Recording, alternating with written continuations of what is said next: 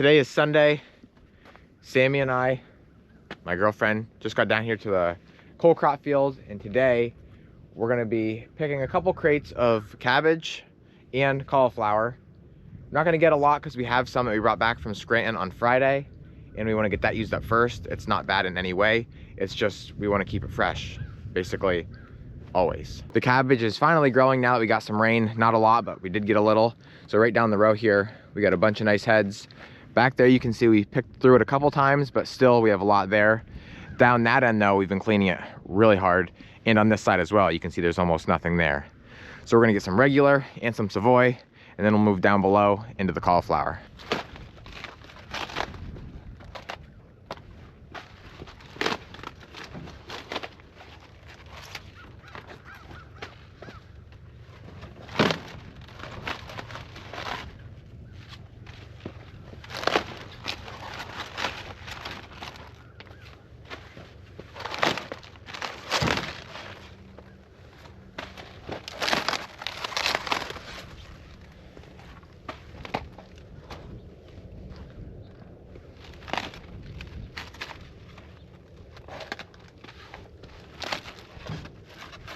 Wow. It's a big one.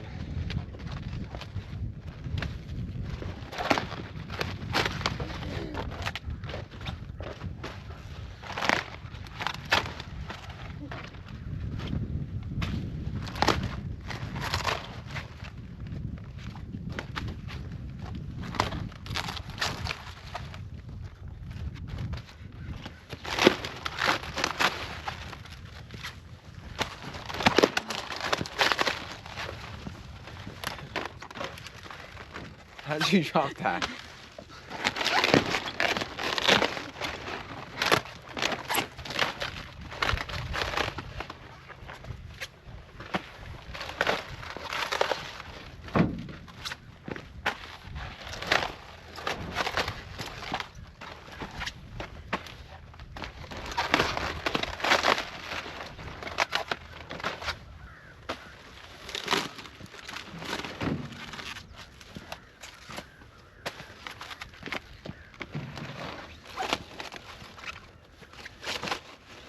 Not getting any Savoy? No. I guess I could.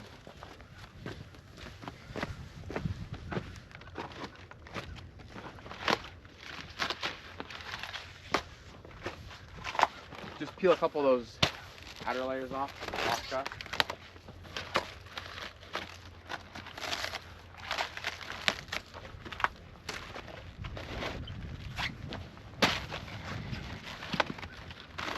That one's not bad. That was a good one. Can you grab the knife and rubber bands? They're in that green tray. Now we're gonna move on to kale.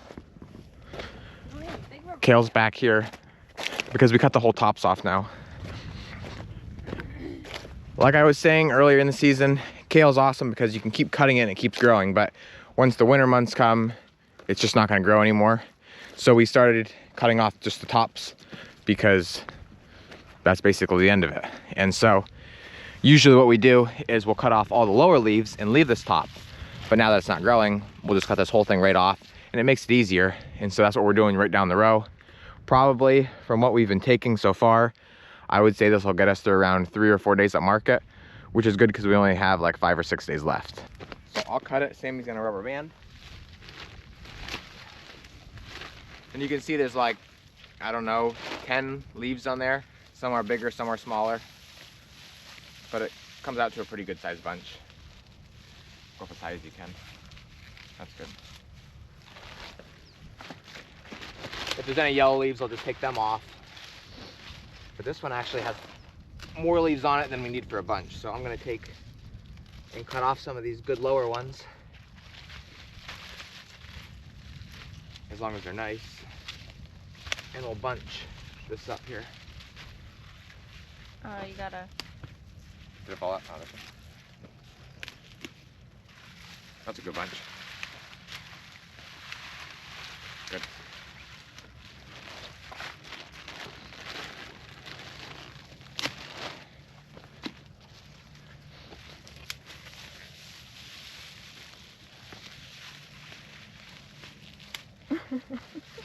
We got a full basket. We also ran out of rubber bands, so this is all we can get.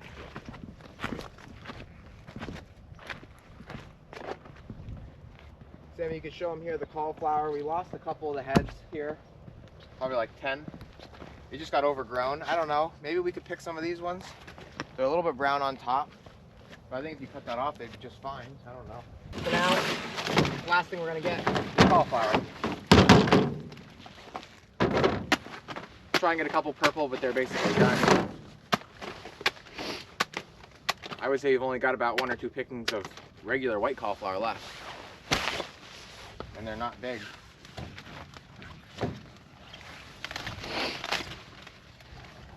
Just picking anything at this point because the frost, we're not starting to notice a little bit of damage on it. Not bad at all.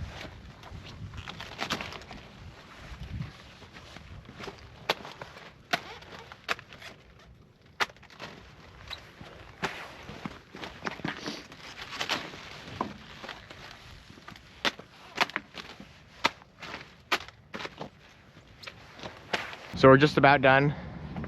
Sammy wants to show you the one head of cauliflower that I picked. I called it a Lunchable because it's so tiny. You just put it in your kid's lunchbox with like a cup of ranch and he can take it to school and share with his friends. For the most part, it's pretty nice. That, I'm pretty sure is frost damage, but again, not bad at all. All these here, we're not sure if they got some kind of disease or if it was just from the really dry weather early on or partial frost, who knows. But we can't pick them. They're just obviously no good, as you can see. But it's only right here on the hill. We picked a lot of them on this side, but still some bad. Basically, we cleaned the field up till this point. Then we picked these a couple here and there. And then down over the hill again on both sides, we cleaned it. So we lost probably 100 or so heads, but really, with a field this size, to only lose that much, it's not that big of a deal. We hate to lose any, but that's manageable.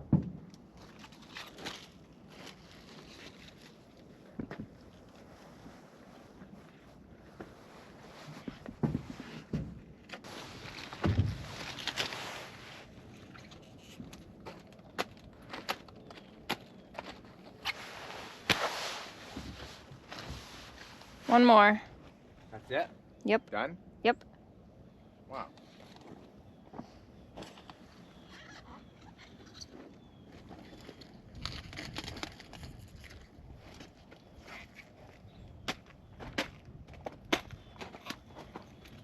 Can we get 2? Is that somehow small or no? It's the next morning, and today, myself, Dad, and Mom are gonna be loading truck for the Scranton Farmers Market. I think after today we have 3 or 4 days left. Dad just got a pallet of seconds potatoes around up here on the truck. Not a lot of variety now. We have a couple sweet potato plants that we grew, and that's about the last of them. We got a crate of onions, more potatoes, garlic. Still have dill, which is absolutely crazy. Some Brussels sprouts, some squash, potatoes, cauliflower, cabbage, and just more of the same back there. So still a pretty decent load, but a lot of the same stuff.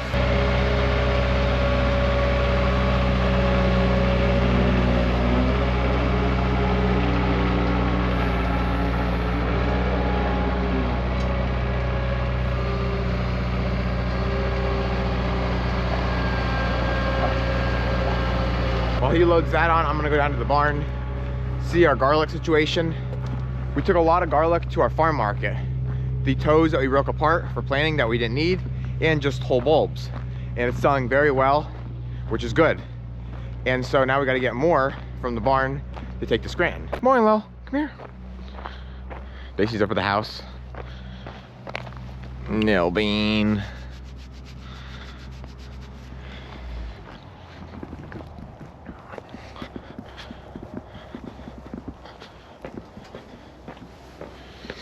It's gonna be dark in here. It's gonna be hard to see. My dad's actually gonna be grinding feed today while I go to market. This is our feed grinder. This is some of the onions that we have left. 2, 4, 6, 8, 10, 12 baskets there. And 3 more back here, which ain't bad. And then over here, we have 3, 5, 7, 8, 9, 10, 11 baskets of garlic left. Not horrible. And then 1 box lid of toes. So it's the next day after market. I didn't really video anything just because it's not that busy. We don't have that big of a variety, and it's, I'm not gonna lie, a little bit boring. And so this is what we have left, which isn't much at all. 2 5 crates of cabbage, about 1/4 of a bin of mixed pumpkins, and then just a couple assorted crates of gourds, spaghetti squash, red potatoes, a couple cauliflower, and I think Dad just picked those 2 crates of cabbage this morning and just set them there. This bin had cabbage in it, which is empty, and that's all. Other empties of cauliflower and just other stuff. It's funny because people are actually not buying these now as much for decoration as for like squirrels. The next job Dad and I are moving into is washing potatoes, red ones specifically. We're getting ready to shut down and winterize our washers for the winter, and we want to wash a large amount, that way we can store them in our cooler and have them for the next couple weeks, maybe a month or so. We don't like to store washed potatoes much longer than that because they just won't store near as well as unwashed potatoes. That's why we have our potato storage. But so what I'm doing is putting them through the washer, obviously at a pretty slow pace, that way they wash off pretty well. And then Dad is at the other end, letting them dry off on the sponges, sorting out the seconds from the really good ones.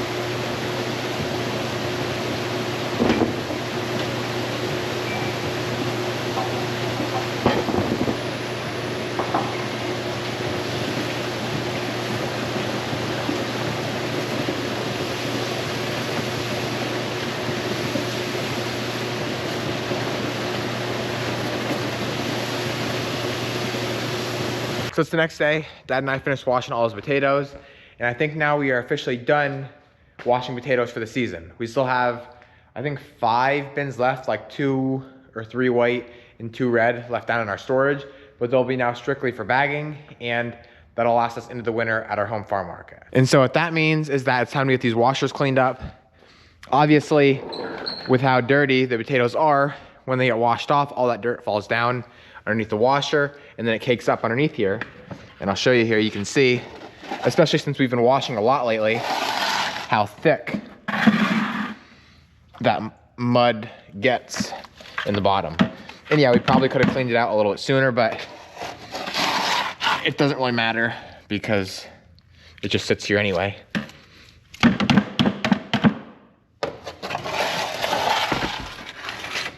It's kind of gross, but yeah, it's just mud, really, so not like it's rotten veggies. Can't help it. It's always gonna be like that. When the potatoes are muddy and wet, which they're not, this is 10 times worse and it fills up 10 times faster because there's so much more mud falling down. So now that everything's cleaned up, or at least the big heavy chunks of mud are, and the floor is swept, I'm gonna start spraying the washer off. And it's gonna take a little bit. It's gonna have to make a couple revolutions to get it as clean as I would like to see it. It'll never be perfect. Try and clean that seam up there real good. And then it's all just gonna fall on the floor, and then I'll blow it right back into the drain, which is down underneath there.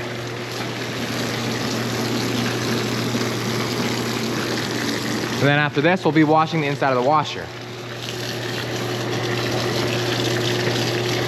And the rollers. This will probably take around an hour. So I know it's kind of hard to see because it's kind of dark, but I got this washer cleaned completely, which this is our dirty washer. Like I was saying, potatoes, onions, red beets, this is what goes through this right here. And so I got the drain cleaned out, got both of the, I don't even know what you want to call these, bins in there cleaned out. Inside, I tried to spray the rollers off as best as possible, clean the floor real good.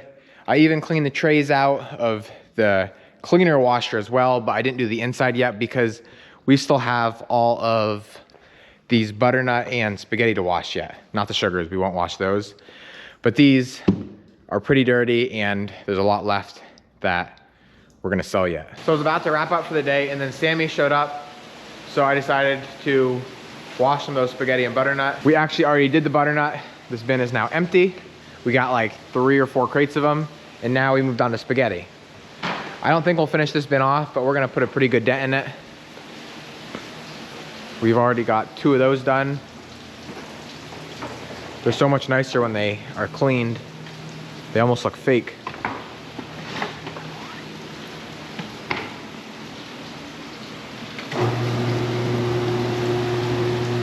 That's as big as Sammy.